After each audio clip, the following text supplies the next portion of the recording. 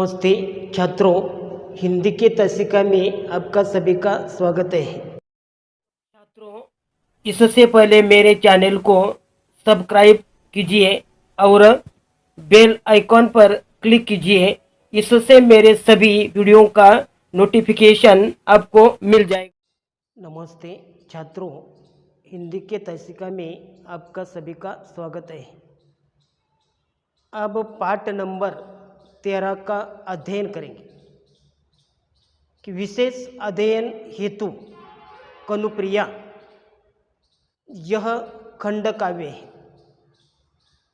और यह खंड काव्य डॉक्टर धर्मवीर भारती जी ने लिखा है और इस खंड काव्य के माध्यम से कि लेखक ने शीर्षक दिया है कि विशेष अध्ययन हेतु कनुप्रिया। कनुप्रिया राधा और कृष्ण के प्रेम और महाभारत की कथा से संबंधित कृति है कि कनुप्रिया यानी कृष्ण की प्रिय सखी राधा कनुप्रिया कि कनुप्रिया राधा और कृष्ण के प्रेम और महाभारत की कथा से संबंधित कृति है और कृति में बताया गया है कि प्रेम सर्वोपरि है और युद्ध का अवलंब करना निरर्थक है और राधा कृष्ण से महाभारत युद्ध के लेकर कई प्रश्न इस काव्य में पूछती रहती है कि युद्ध का उद्देश्य क्या है, युद्ध में हुई हार जीत, कृष्ण की भूमिका, युद्ध का उद्देश्य, युद्ध की भयावता, सैन्य सहार आदि बातों से संबंधित राधा को कृष्ण से हुआ तर्क संगत संवाद इस काव्य में चार चांद लगा देते हैं और उसी प्रकार किया इस जो काव्य में डॉक्टर धर्मवीर भारती जी ने यह तर्क संगत विचार राधा और कृष्ण के महाभारत के संदर्भ में तर्क संगत विचार यहाँ इस काव्य में प्रस्तुत किए गए। तो मैं जो कवि का परिचय पढ़ता हूँ कि डॉक्टर धर्मवीर भारती जी का जन्म 25 दिसंबर 1926 को उत्तर प्रदेश के इलाहाबाद में हुआ। अपने इलाहाबाद में हुआ। अपने इलाहाबाद में ही BA MA किया। अपने आचार्य धीरेन्द्र वर्मा के निर्देशन में कि अपने आचार्य धीरेन्द्र वर्मा के निदर्शन में सिद्ध साहित्य पुराण पर शोध निबंध लिखा है कि सिद्ध साहित्य पर शोध प्रबंध लिखा। यह शोध प्रबंध हिंदी साहित्य अनुसंधान के लिए हिंदी साहित्य अनुसंधान के इतिहास में विशेष स्थान रखता है। अपने 1959 तक अध्यापन कार्य किया। पत्रकारिता की ओर झुकाव होने के कारण भारती जी ने मुंबई से प्रकाशित होने वाली टाइम्स ऑफ इंडिया पब्लिकेशन के प्रकाशन में धर्मयुग का संपादन कार्य वर्षों तक किया। भारती जी का मृत्यु 4 सितंबर 1997 को हुई है कि उसी प्रकार उसका जो कार्य है किया पब्लिकेशन के महत्व जो प्रकाशन धर्मयुग का संपादन कार्य वर्षों तक किया। भारती जी की मृत्यु 4 सितंबर 1997 की हुई। उनकी कवि की प्रमुख कृतियाँ गुनाहों का देवता, सूरज का 7वां घोड़ा यह उनका उपन्यास है। 7 गीत वर्ष, ठंडा लोहा, कनुप्रिया यह उनका कविता संग्रह है। मुर्दों के गाँव, चांद और टूटे हुए लोग, अक्सर वाइल्ड की कहानियाँ हैं। बंद गली की आखिरी मकान यह उनका कहानी संग्रह है। नदी प्यासी थी एकांकिका है। अंध युग, सृष्टि का आखिरी आदमी यह उनका काव्य नाटक है। सिद्ध साहित्यिक समीक्षा है। और एक समीक्षा मानव मूल्य और साहित्य कहानी अकहानी पशयंती, यह उनका निबंध है। आदि उनकी कवि की जो प्रमुख कृतियाँ थी। कि कवि की प्रमुख विशेषताएं हैं कि आधुनिक काल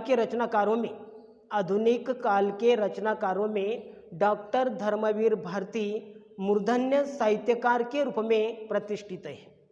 कि आधुनिक काल के रचनाकारों में धर्मवीर भारती मूर्धन्य साहित्य के रूप में प्रतिष्ठित हैं।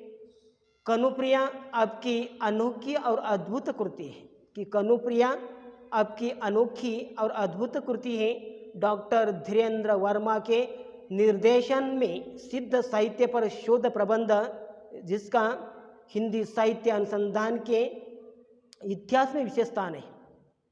कि डॉक्टर धीरेन्द्र वर्मा जी के निर्देशन में सिद्ध साहित्य पर शोध प्रबंध, जिसका हिंदी साहित्य अनुसंधान के इतिहास में विशेष स्थान है।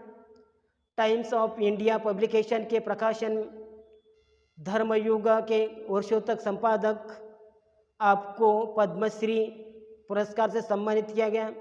व्यास सम्मान तथा कई अन्य राष्ट्रीय पुरस्कारों से अलंकृत किया गया है। विधा पद्य, यह उनकी नवी कविता है।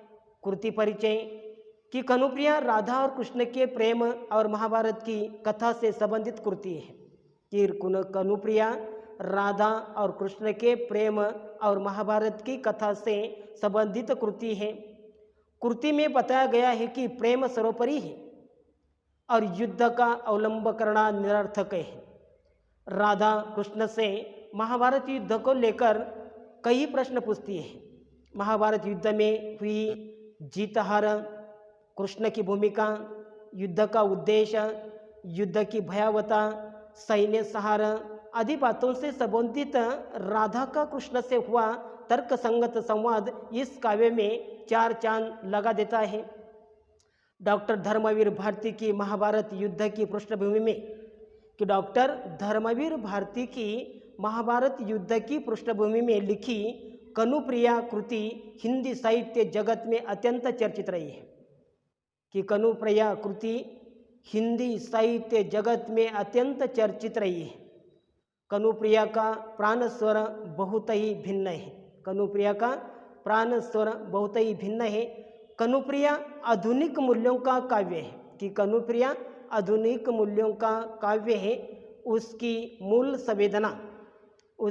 मूल संवेदना आधुनिक धरातल पर उत्पन्न हुई है। इसकी आधार मिथक है।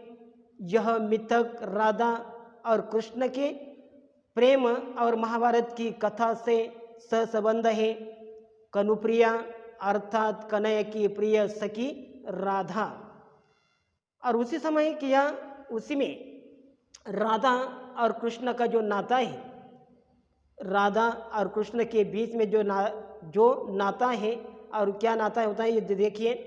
कि राधा के लिए जीवन में प्यार सर्वोपरि है। कि बचपन से खेलते समय कि उसी समय कृष्ण के संदर्भ में उसके मन में प्यार सर्वोपरि है। वे वैरभाव अथवा युद्ध को निरर्थक मानती है। कि राधा वैरभाव अथवा युद्ध को निरर्थक मानती है। कृष्ण के प्रति राधा का प्यार निश्चल और निर्मल होता है। कि कृष्ण के प्रति राधा का प्यार निश्चल और निर्मल है। राधा ने सहज जीवन जिया है। कि राधा ने सहज जीवन जिया और उसने चरम तन्मयता के क्षणों में डूबकर जीवन की सार्थकता पाई है। अतः वह जीवन की समस्त घटनाओं और व्यक्तियों को केवल प्यार की कसौटी पर ही कसती है। क्या था? वह जीवन की समस्त जो घटनाओं और व्यक्तियों को केवल प्यार की कसौटी पर ही कसती है। वह तन्मयता के क्षणों में अपने सखा कृष्ण की सभी लीलाओं का अनुमान करती है। कि वह तन्मयता के कारण क्षणों में अपने सखा कृष्ण की सभी लीलाओं का अनुमान करती है। वह केवल प्यार को सार्थक तथा अन्य सभी बातों को निरर्थक मानती है। प्यार को सार्थक मानती है और अन्य सभी जो बातें हैं वह केवल निरर्थक मानती है। महाभारत के युद्ध के महानायक कृष्ण को संबोधित करते हुए वह कहती है कि मैं तुम्हारी वही बावरी सखी हूँ, कि मैं तुम्हारी वही बावरी सखी हूँ, तुम्हारी मित्र हूँ। मैंने तुमसे सदा स्नेह ही पाया है और मैं स्नेह की ही भाषा समझती हूँ, कि मैं यह स्नेह की ही भाषा समझती हूँ। राधा कृष्ण के कर्म, स्वधर्म, निर्णय तथा दायित्व जैसे शब्दों को सुनकर कुछ नहीं समझ पाती, कि राधा कृष्ण के कर्म, स्वधर्म, निर्णय तथा दायित्व को जैसे शब्दों को सुनकर कुछ नहीं समझ पाती। वह राह में रुककर कृष्ण के आधारों की कल्पना करती है, जिन आधारों से उन्होंने प्रणय के शब्द पहली बार उससे कहे थे, कि जिन आधारों से उन्होंने प्रणय के शब्द पहली बार उससे कहे थे, उसे इन शब्दों में केवल अपना ही राधन राधन राधन नाम सुनाई देता है। और इस प्रकार राधा की दृष्टि से जीवन की सार्थकता प्रेम की पराकाष्ठा में है, और उसके लिए इसे त्याग कर किसी अन्य का अवलंबन नहीं करना नितांत निरर्थक समझती है, और उसके लिए इसे त्याग कर किसी अन्य का अवलंबन करना नितांत निरर्थक है। कि कनुप्रिया काव्य में राधा अपने प्रियतम कृष्ण के महाभारत युद्ध के महानायक के रूप में अपने से दूर चले जाने से व्यथित है, दुखी है। कि कनुप्रिया काव्य में राधा अपने प्रियतम कृष्ण के महाभारत युद्ध के महानायक के रूप में अपने से दूर चले जाने से व्यथित है। वह इस बात को लेकर तरह तरह की कल्पनाएं करती है, कभी अपनी व्यथा व्यक्त करती है, तो कभी अपने प्रिय की उपलब्धि पर गर्व करके संतोष कर लेती है। और उसी प्रकार यह भगवान श्री कृष्ण और राधा के बीच में जो प्यार का नाता था, और उसी में अब देखिए कि सर्ग नंबर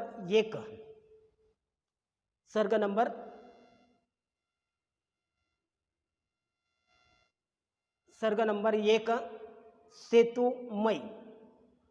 मैं छात्रों में काव्य पढ़ता हूँ, पंक्तियाँ पढ़ता हूँ, कि उसी में सर्ग नंबर 1 सेतुमय। देखिए, नीचे की घाटी से ऊपर के शिखरों पर जिसको जाना था वो चला गया। नीचे की घाटी से ऊपर के शिखरों पर जिसको जाना था वो चला गया। हाय मुझी पर पग रख मेरी बाहों से इतिहास तुम्हें ले गया।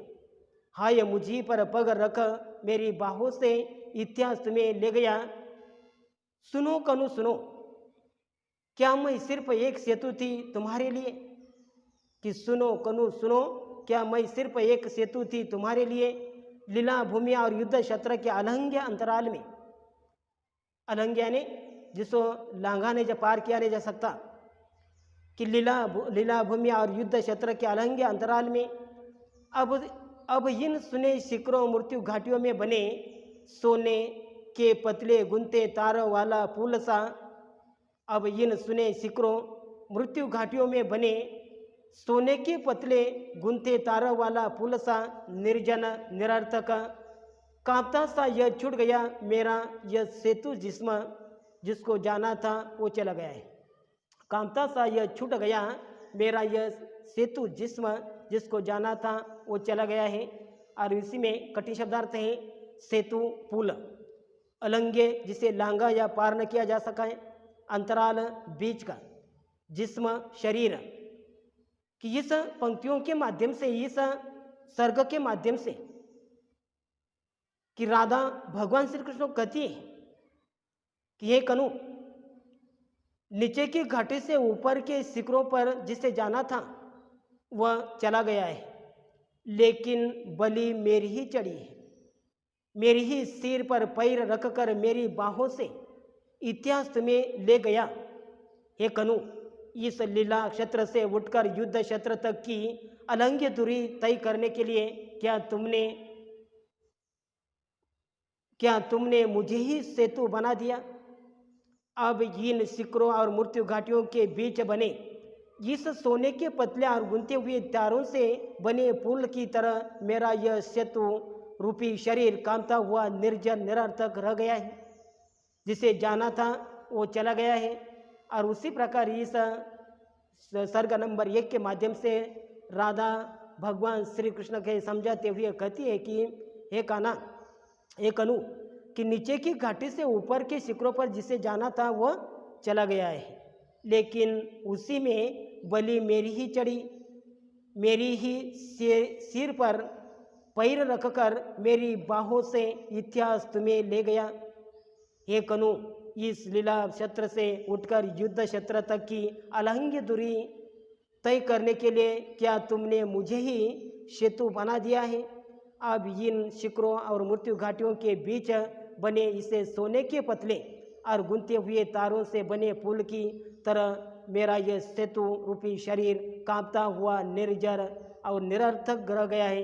जिसे जाना था वो चला गया है। और इसी प्रकार इस काव्य के माध्यम से यह राधा ने भगवान श्री कृष्ण को कहा कि जो समय के इतिहास के पन्नों ने करवटें बदल ली और उसे इतिहास का महानायक, जो महाभारत का महानायक उसने बना दिया है। और उसी प्रकार यह राधा भगवान श्री कृष्ण को कहती है। और उसी प्रकार यह सर्ग नंबर 1 यह खत्म हो गया। और 2 नंबर का सर्ग आगे की तालिका में